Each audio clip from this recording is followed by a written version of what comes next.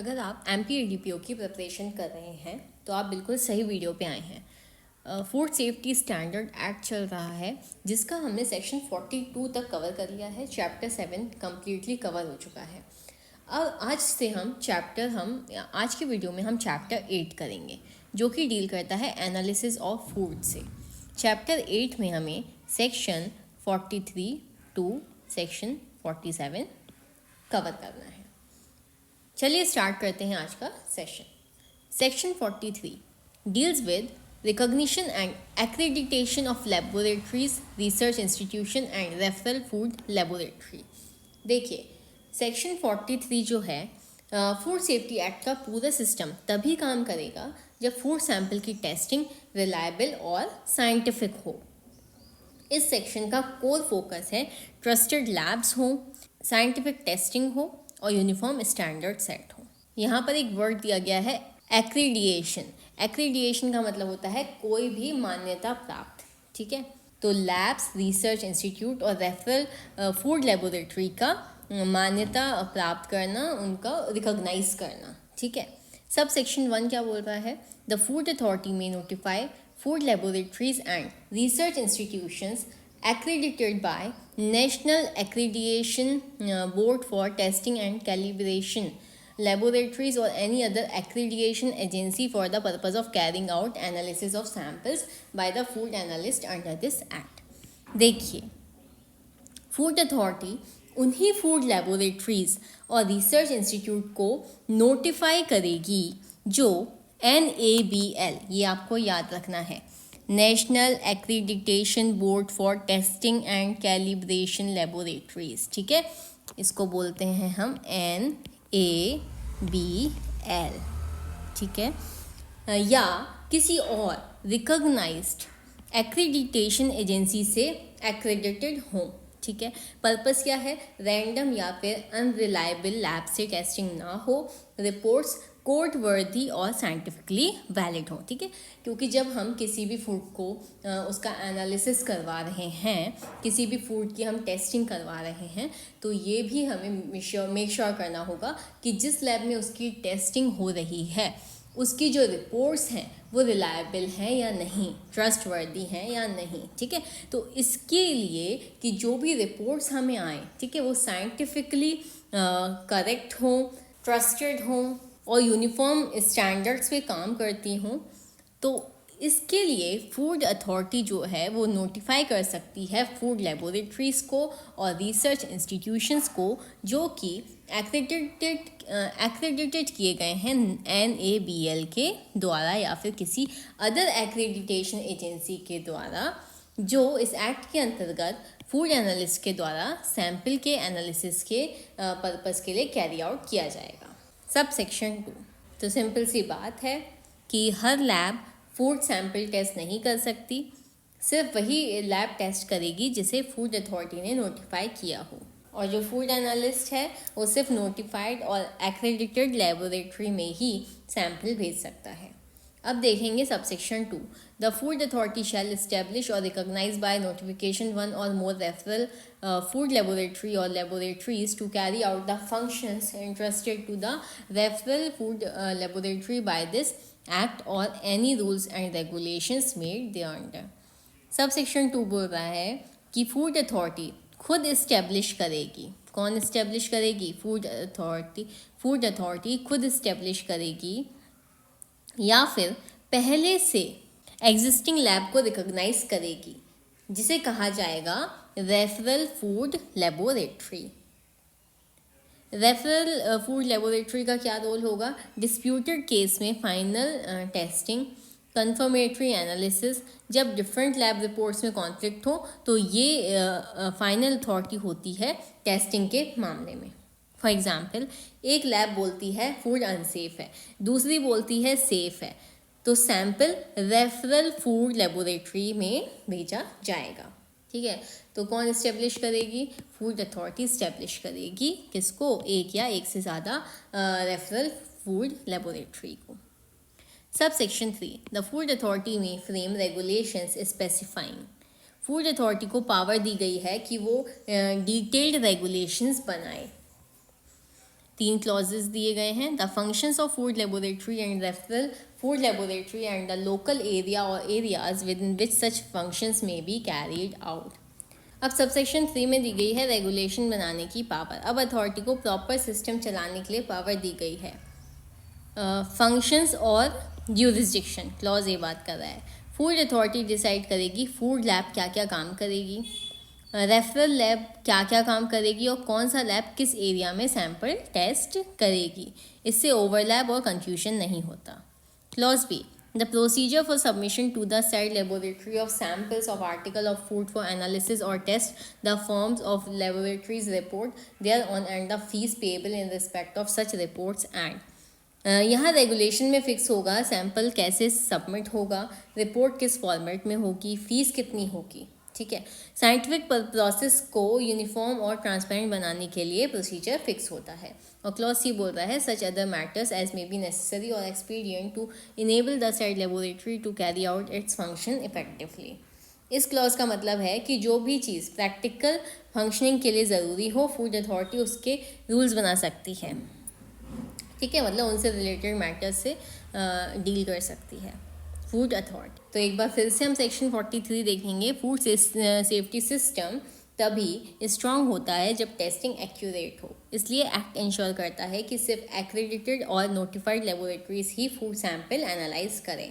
तो यहाँ पर आपको याद रखना है, गोला लगाइएगा कि फूड अथॉरिटी जो है वो नोटिफाई कर सकती है फूड लेबोरेटरीज को और किसको, रिसर्च इंस्टीट्यूशन को, जो कि NABL के द्वारा या फिर किसी एक्रेडिटेशन एजेंसी के द्वारा मान्यता जिनको प्रदान की गई है। ठीक है, फूड टेस्टिंग के लिए। सब सेक्शन 2 बात कर रहा है कि फूड अथॉरिटी इस्टेब्लिश करेगी एक या एक से ज़्यादा रेफरल फूड लेबोरेटरी। ठीक है, और जो क्लॉज जो सब सेक्शन 3 है वो बोल रहा है कि फूड अथॉरिटी फ्रेम कर सकती है रेगुलेशंस, किससे रिलेटेड किसको स्पेसिफाई करेगी, वो फंक्शंस फूड लेबोरेटरी के और रेफरल फूड लेबोरेटरी के लोकल एरिया में जहाँ पर ऐसे फंक्शंस जो हैं वो कैरी आउट किए जा रहे हैं। प्रोसीजर क्या होगा उसका, किस तरीके से सबमिट किए जाएगा, कैसे सैम्पल कैसे सबमिट होगा, रिपोर्ट कैसे किस फॉर्मेट में होगी, फ़ीस कितनी होगी, ये सारी चीज़ें। और क्लॉसी बोल रहा है कि जो भी अदर मैटर्स होंगे जो भी नेसेसरी हों और एक्सपीडियंट हों उस लैब को फंक्शंस कैरी आउट करने के लिए इन सारी चीज़ों को लेकर रेगुलेशंस को फ्रेम कर सकती है फूड अथॉरिटी। क्लियर है। अब आ जाएंगे हम सेक्शन 44 पे। सेक्शन 44 डील करता है रिकॉग्निशन ऑफ ऑर्गेनाइजेशंस और agency for food safety audit. अब यहाँ पर फूड सेफ्टी ऑडिट के लिए ऑर्गेनाइजेशन और एजेंसी का रिकॉग्निशन हो रहा है। कहाँ हो रहा है? सेक्शन 44 में। क्या बोल रहा है सेक्शन 44? द फूड अथॉरिटी में recognize any organization or agency for the purpose of food safety audit and checking compliance with food safety management system required under this act or the rules and regulations made thereunder। तो food safety सिर्फ inspection से ensure नहीं होती बल्कि regular audit और system based compliance से होती है। इसी ऑब्जेक्टिव को फुलफिल करता है सेक्शन 44। फूड अथॉरिटी को पावर दी गई है कि वो किसी भी ऑर्गेनाइजेशन या फिर एजेंसी को रिकॉग्नाइज कर सकते हैं ताकि वो फूड सेफ्टी ऑडिट करे और चेक करे कि food safety management system properly follow हो रहा है या नहीं। फूड सेफ्टी ऑडिट क्या होता है? ऑडिट का मतलब होता है paper check, progress check, hygiene check, storage, packaging, cleanliness. ये इंस्पेक्शन से ज़्यादा सिस्टमेटिक होता है।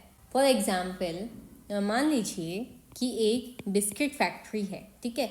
यहाँ इस फैक्ट्री में जो है बिस्किट बनाए जा रहे हैं, तो फूड अथॉरिटी ने एक रिकॉग्नाइज्ड ऑडिट एजेंसी को, किसको?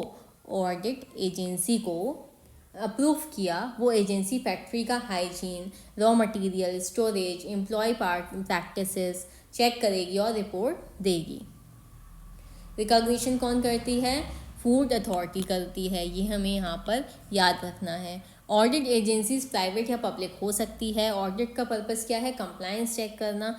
और ऑडिट जो है वो does not equal to prosecution, ठीक है। सिर्फ कंप्लायंस वेरिफिकेशन होगा, प्रोसिक्यूशन नहीं होगा, ठीक है। तो section 44 empowers the food authority to recognize organization or agency for conducting food safety audit and verifying compliance with food safety management system. अब आ जाइए सेक्शन 45 पे, जो कि डील करता है फूड एनालिस्ट से। अब देखिए फूड एनालिस्ट कौन होगा। तो यहाँ पर फूड एनालिस्ट की नियुक्ति की जा रही है। कौन कर रहा है? Commissioner of food safety. ये आपको यहाँ पर याद रखना है, commissioner of food safety may by notification appoint such persons as he thinks fit, having the qualification prescribed by the central government to be the food analyst for such local areas as may be assigned to them by the commissioner of food safety। देखिए food safety का जो commissioner है वो notification के द्वारा appoint करेगा ऐसे व्यक्तियों को जिसको वो ठीक समझे कि उनके पास क्वालिफिकेशन है फूड एनालिस्ट बनने की, जो सेंट्रल गवर्नमेंट ने प्रिस्क्राइब की है। ठीक है, तो उन्हें एज अ फूड एनालिस्ट वो नियुक्त कर देगा लोकल एरियाज़ के लिए। ठीक है, तो यहाँ पर आपको बस इम्पॉर्टेंट ये याद रखना है कि फूड एनालिस्ट की नियुक्ति कमिश्नर ऑफ फूड सेफ्टी करता है। प्रोविज़ो देखेंगे आगे। Provided that no person who has any financial interest in the manufacture or sale of any article of food shall be appointed to be a food analyst under this section. Proviso क्या कह रहा है? कोई भी ऐसा व्यक्ति जो कि फाइनेंशियल इंटरेस्ट रखता है मैन्युफैक्चर या फिर सेल में किसी भी फूड आर्टिकल को लेकर, उसको एज अ फूड एनालिस्ट इस सेक्शन के अंतर्गत नियुक्त नहीं किया जाएगा। क्लियर है? आगे देखिए, provided further that different food analyst may be appointed for different articles of food. आगे जो प्रोविज़ो है वो बोल रहा है कि अलग अलग फूड एनालिस्ट जो हैं वो अपॉइंट किए जा सकते हैं अलग अलग आर्टिकल ऑफ फूड के लिए। क्लियर है? चलिए अब आ जाएंगे हम सेक्शन 46 पे, जो कि डील करता है फंक्शंस ऑफ फूड एनालिस्ट। अब फूड एनालिस्ट के क्या फंक्शंस होंगे, क्या फंक्शंस परफॉर्म करेगा food analyst. Subsection 1. On receipt of a package containing a sample for analysis from a food safety officer or any other person, the food analyst shall compare the seal on the container and the outer cover with specimen impression received separately and shall note the condition of the seal thereon. जब food analyst को food safety officer या कोई authorised person sample भेजता है तो food analyst की पहली duty क्या होती है कि वो सील को वेरीफाई करे। क्या करे? सील को वेरीफाई करे। जो सैंपल भेजा गया है फूड सेफ्टी ऑफिसर या फिर अदर पर्सन के द्वारा, तो जो सील लगी हुई है कंटेनर पर, ठीक है, उसको वेरीफाई करे। आउटर कवर की सील से कंपेयर किया जाता है स्पेसिमेन इम्प्रेशन से, जो अलग से भेजा गया होता है। स्पेसिमेन इम्प्रेशन क्या होता है? नमूना अगर कोई अलग से भेजा गया है, ठीक है, तो उससे कंपेयर करेगा। तो सबसे पहली ड्यूटी जो है फूड एनालिस्ट की वो ये है कि जो सील लगी हुई है कंटेनर के ऊपर और जो आउटर कवर है उसको वो वेरीफाई करे। ठीक है, ये इंश्योर करता है कि सैंपल जो है वो टैम्पर नहीं है। इससे क्या होगा कि पता चलता है कि जो सैंपल है वो टैम्पर नहीं है, मतलब कि उस सैंपल से किसी ने भी छेड़छाड़ नहीं की है। ठीक है, प्रोविज़ो देखेंगे। Provided that in case a sample container received by food analyst is found to be in broken condition or unfit for analysis, he shall, within a period of 7 days from the date of receipt of such sample, inform the designated officer about the same and send requisition to him for sending second part of the sample। देखिए proviso बहुत ही important बात कर रहा है कि अगर broken sample का case है, प्रोविज़ो बात कर रहा है ब्रोकन सैंपल के केस की।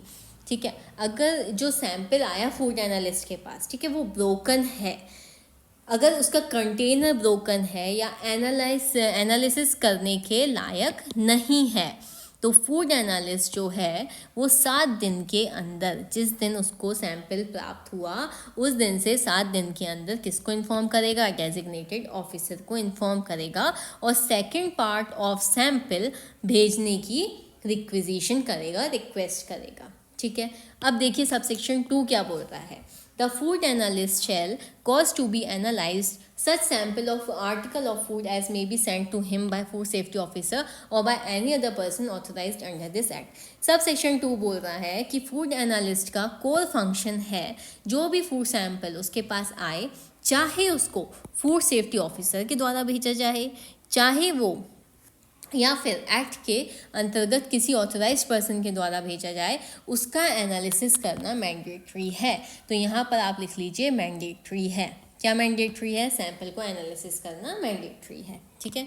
Sub section 3, the food analyst shall within a period of 14 days from the date of receipt of any sample for analysis send. देखिए सब सेक्शन 3 बात कर रहा है, यहाँ पर 14 दिन का रूल है। कितने दिन का रूल है? 14 days का। सैंपल रिसीव होने के 14 दिन के अंदर रिपोर्ट देनी होती है। किसको? फूड एनालिस्ट को।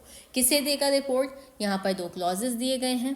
Where such sample is received under section 38 और section 47 to the designated officer 4 copies of the report integrating the method of sampling and analysis. देखिए सेक्शन 38 और सेक्शन 47 के अंतर्गत अगर कोई सैंपल उसे प्राप्त हुआ है, सेक्शन 38 किसकी बात कर रहा था? Power of food safety officer की। और सेक्शन 47 बात कर रहा है सैम्पलिंग एंड एनालिसिस की। वहाँ पर भी फूड सेफ्टी ऑफिसर की बात हुई है। तो सिंपल सी बात है कि अगर सैंपल उसको फूड सेफ्टी, यहाँ पर लिख लीजिए, फूड सेफ्टी ऑफिसर के द्वारा अगर उसको प्राप्त हुआ है तो वो 4 कॉपी किसको भेजी जाएंगी? डेजिग्नेटेड ऑफिसर को भेजी जाएंगी। और रिपोर्ट में क्या क्या होगा? मेथड ऑफ सैम्पलिंग, उसने एनालाइज करने के लिए कौन सा मेथड यूज़ किया है सैम्पलिंग का, मेथड ऑफ एनालिसिस मेंशन होगा। ठीक है। सेकेंड क्या बोल रहा है? Where such sample is received under section 40। अगर सैंपल उसे सेक्शन 40 के अंतर्गत प्राप्त हुआ है, सेक्शन 40 में कौन था? परचेजर। कि परचेजर जो है खरीदने वाला, वो भी एनालाइज करने के लिए सैंपल भेज सकता है। ठीक है। तो अगर उसको परचेजर के द्वारा रिसीव हुआ है sample, a copy of the report indicating the method of sampling and analysis to the person who had purchase such article of food with a copy to the designated officer. ठीक है। तो किसको दी जाएगी report? Purchaser को एक copy दी जाएगी। ठीक है। और एक कॉपी दी जाएगी डेजिग्नेटेड ऑफिसर को। प्रोविजो क्या बोल रहा है आगे? Provided that in case the sample can not be analysed with in 14 days of its receipt, the food analyst shall inform the designated officer and the commissioner of food safety giving reasons and specifying the time to be taken for analysis। देखिए proviso बोल रहा है अगर 14 दिन में analysis possible ना हो तो फूड एनालिस्ट किसको? डेजिग्नेटेड ऑफिसर को और कमिश्नर ऑफ फूड सेफ्टी को रीज़न के साथ इन्फॉर्म करेगा और एक्स्ट्रा टाइम बताएगा। ठीक है। और सब सेक्शन 4 जो बात कर रहा है, अपील की बात कर रहा है। An appeal against the report of food analyst shall lie before the designated officer who shall if he so decides refer the matter to the referral food laboratory as notified by the food authority for opinion. ठीक है। तो sub section 4 में बात हो रही है appeal की। अगर फूड एनालिस्ट की रिपोर्ट से कोई अग्रीव्ड है, ठीक है, तो अपील किसको की जाएगी? डेजिग्नेटेड ऑफिसर को की जाएगी। अगर और डेजिग्नेटेड ऑफिसर अगर ज़रूरी समझे तो मैटर को किसके पास भेज सकता है? रेफरल फूड लेबोरेटरी को भेज सकता है फाइनल एक्सपर्ट ओपिनियन के लिए। जो रेफरल लैब लेबोरेटरी होती है, जो रेफरल फूड लेबोरेटरी होती है, वो हाईएस्ट टेक्निकल अथॉरिटी होती है। क्लियर है सेक्शन 47? अब आ जाएंगे हम सेक्शन 47 पे, जो कि डील करता है सैम्पलिंग एंड एनालिसिस से। फूड सेफ्टी लॉ में सबसे क्रिटिकल स्टेज होता है सैम्पलिंग का, क्योंकि अगर सैम्पलिंग गलत हुई तो पूरी की पूरी प्रोसिक्यूशन ही फेल हो सकती है। सेक्शन 47 इसी कंप्लीट प्रोसीजर को रेगुलेट करता है। देखेंगे सब section 1, when a food safety officer takes a sample of food for analysis he shall. जब फूड सेफ्टी ऑफिसर सैंपल लेता है एनालिसिस के लिए तो ही शैल give notice in writing of his intention to have it so analyzed to the person from whom he has taken the sample and to the person, if any, whose name, address and other particulars have been disclosed। Clause ये क्या बोल रहा है कि written notice देगा कौन? Food safety officer जब sample लेगा तो उससे लिखित नोटिस देना होता है किसको? जिससे सैंपल लिया गया है उस व्यक्ति से, और अगर किसी और का नाम एड्रेस डिस्क्लोज हुआ है उसे भी। पर्पस क्या है इसका? Transparency plus natural justice. Clause भी बोल रहा है कि फूड सेफ्टी ऑफिसर जो है जब फूड एनालिसिस के लिए सैंपल देगा तो he shall except in special cases as may be provided by rules made under this act divide the sample into 4 parts and make a mark and seal or fasten up each part in such a manner as its nature permits and take the signature or thumb impression of the person from whom the sample has been taken in such place and in such manner as may be prescribed by the central government. देखिए clause भी बहुत ही important बात कर रहा है, sample को 4 part में divide करना। नॉर्मली स्पेशल केसेस को छोड़कर जो फूड सेफ्टी ऑफिसर होगा वो सैम्पल को कितने पार्ट्स में डिवाइड करेगा? 4 पार्ट में, ठीक है, इक्वल पार्ट में डिवाइड किया जाएगा, हर पार्ट को मार्क किया जाएगा, ठीक है, और उस पर सील लगाई जाएगी, उसको फास्टन अप किया जाएगा और जिससे सैंपल लिया गया है उसका सिग्नेचर या फिर थंब इम्प्रेशन लिया जाएगा। प्रोविजो देखिए आगे क्या कहता है, provided that where such person refuses to sign or put his thumb impression the food safety officer shall call upon one or more witnesses and take his signature or thumb impression in lieu of the signature or thumb impression of such person. Proviso क्या बोल रहा है, अगर वो मना कर दे, जिस व्यक्ति से सैंपल लिया गया है अगर वो मना कर दे अपना साइन देने से या फिर थंब इम्प्रेशन देने से, तो फूड सेफ्टी ऑफिसर एक या एक से ज़्यादा विटनेसेस को बुलाएगा और उनका सिग्नेचर और थंब इम्प्रेशन लेगा, किसके बदले में? उस व्यक्ति के बदले में। इससे क्या होगा? लेटर डिस्प्यूट अवॉइड होता है।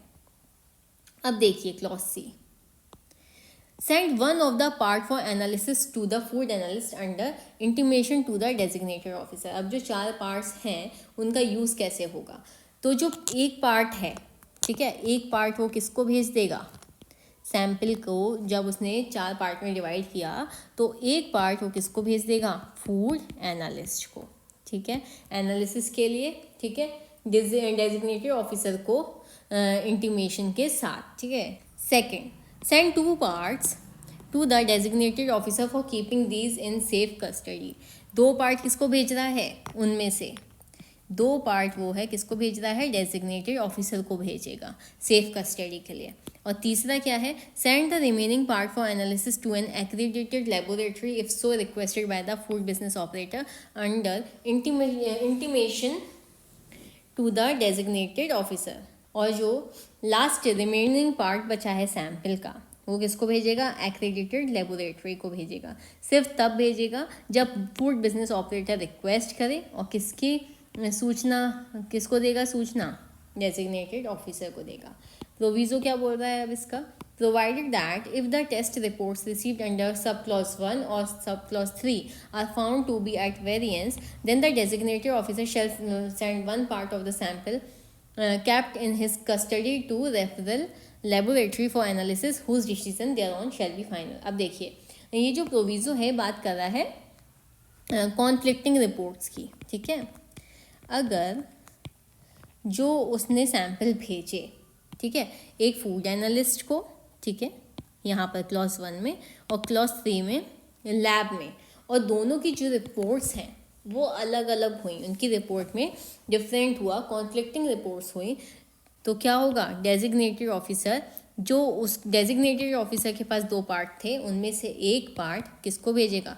रेफरल लेबोरेटरी को भेजेगा जिसका डिसीजन फाइनल होगा, ठीक है। फिर जो रेफरल लेबोरेटरी जो डिसीजन देगी अपना वो ही फाइनल माना जाएगा। Sub section 2, when a sample of any article of food or adulterant is taken, the food safety officer shall, by the immediate succeeding working day, send the sample to the food analyst for the area concerned for analysis and report. Subsection 2 बोल रहा है जब भी food या adulterant का sample लिया जाता है तो food safety officer next working day तक सैंपल फूड एनालिस्ट को भेजेगा, डिले अलाउड नहीं है। Subsection 3, where the part of the sample sent to the food analyst is lost or damaged, the designated officer shall, on a requisition made to him by the food analyst or the food safety officer, dispatch one of the part of the sample sent to him to the food analyst for analysis. Subsection 3 बोल रहा है अगर food analyst को भेजा गया sample खो गया है या फिर डैमेज हो गया है तो फूड एनालिस्ट या फिर फूड सेफ्टी ऑफिसर किसको रिक्वेस्ट करेगा? डेजिग्नेटेड ऑफिसर की रिक्वेजिशन से, जो डेजिग्नेटेड ऑफिसर के पास सैंपल रखा गया था अपने पास से रखा हुआ एक सैंपल फूड एनालिस्ट को भेज देगा एनालिसिस के लिए। Subsection 4. An article of food or adulterant seized unless destroyed shall be produced before the designated officer as soon as possible and in any case not later than 7 days after the receipt of the report of the food analyst. Subsection 4 बोल रहा है जो food article या adulterant seize किया गया है और destroy नहीं हुआ उसे एज सून एज पॉसिबल और मैक्सिमम कितने दिन के अंदर 7 दिन के अंदर फूड एनालिस्ट रिपोर्ट मिलने के बाद डेजिग्नेटेड ऑफिसर के सामने प्रोड्यूस करना होगा। ठीक है, अब देखो प्रोविजो क्या बोल रहा है, provided that if an application is made to the designated officer in this behalf by the person from whom any article of food has been seized, the designated officer shall by order in writing direct the food safety officer to produce such article before him within such time as may be specified in the order. अब देखो अगर application जो designated officer को दी गई है किसके द्वारा, food business operator के द्वारा, तो फूड बिजनेस ऑपरेटर अगर रिक्वेस्ट करे तो डेजिग्नेटेड ऑफिसर जो है वो रिटन ऑर्डर देकर लिखित में आदेश देकर स्पेसिफिक टाइम में प्रोड्यूस करवा सकता है। ठीक है, सबसेक्शन 5 क्या बोल रहा है अब, in case of imported articles of food the authorized officer of the food authority shall take its sample and send to the food analyst of notified laboratory for analysis who shall send the report within a period of 5 days to the authorized officer. अब देखो subsection 5 क्या बोल रहा है, ये imported food का special rule है। Imported food के केस में फूड अथॉरिटी का ऑथराइज्ड ऑफिसर सैंपल लेगा। ठीक है, अब उस सैंपल को नोटिफाइड लेबोरेटरी के फूड एनालिस्ट को जाएगा और फूड एनालिस्ट जो है वो 5 दिन के अंदर रिपोर्ट देगा। कितने दिन के अंदर, 5 दिन के अंदर। ठीक है, किसको देगा, ऑथराइज्ड ऑफिसर को देगा। इम्पोर्टेड फूड में टाइम लिमिट ज़्यादा स्ट्रिक्ट होती है। ठीक है, सब सेक्शन 6 क्या बोल रहा है, the designated officer, the food safety officer, the authorized officer and the food analyst shall follow such procedure as may be specified by regulation. तो इसका लास्ट सब सेक्शन बोल रहा है कि designated officer, food safety officer और authorized officer और food analyst सभी को रेगुलेशंस में प्रिस्क्राइब प्रोसीजर फॉलो करना होता है। ठीक है, तो ये हो गया हमारा यहाँ पर चैप्टर 8 कंप्लीट। ठीक है, नेक्स्ट वीडियो में हम चैप्टर 9 स्टार्ट करेंगे जो कि डील करता है ऑफेंसेस एंड पेनल्टीज से। ठीक है, ये वाला जो चैप्टर है ये बहुत ही इंपॉर्टेंट चैप्टर है और बहुत ज़्यादा कंफ्यूजिंग होगा क्योंकि बहुत सारी पेनल्टीज़ दी गई हैं, तो इसको मिस मत कीजिएगा। और डेली मॉर्निंग 9 AM पे वीडियो अपलोड हो जाती है चैनल पे, तो आप चेक कर सकते हैं। बाकी मैं टेलीग्राम की लिंक आपको कमेंट सेक्शन में दे दूँगी, तो आप टेलीग्राम चैनल से को भी ज्वाइन कर लीजिए। वहाँ पर भी जैसे ही क्लास अपलोड होती है तो आपको नोटिफिकेशन मिल जाता है। ठीक है, तो आज के लिए इतना ही, मिलते हैं नेक्स्ट वीडियो में। वीडियो पसंद आई हो तो please do like, share, subscribe. Thank you for watching.